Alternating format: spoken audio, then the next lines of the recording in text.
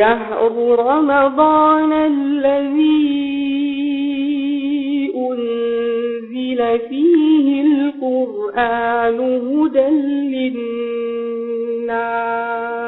A madadin ma'aikatar al'adu da yawon bude ido ta jihar Bauchi, kwamishinan ma'aikatar Honorable Abdul Hassan sarkin gabas din Madakin Bauchi, ta hannun babbar sakatariyar ma'aikatar Mrs. Liyatu M. Gayi ke mika sakon taya murnar shiga watan azumin Ramadana na shekara ta 2024 ga mai girma gwamnan jihar Bauchi, Sanata Bala Abdul Qadir Muhammad Kauran Bauchi kuma Kauran Daular Usmaniya. Watan azumin Ramadana wata ne mafi girman falala inda ake ninka lada kan ayyukan alkhairi. A dan haka kwamishinan al'adu da yawon bude ido ya yi amfani da wannan dama ya buƙaci al'ummar musulmi su rungumi ɗabi'ar taimakon juna musamman marasa karfi a cikin al'umma don neman ɗaukin ubangiji tare da yin addu'o'in neman samun sauki daga halin da kasar nan ta tsinci kanta ciki na matsin rayuwa. Yayi fatan Allah ya sa yanda aka fara lafiya ya samu ƙarshen ta lafiya. Wannan sako ne daga kwamishinan al'adu da yawan bude ido na jihar Bauchi, Honorable Abdul Hassan sarkin gabas din Madakin Bauchi.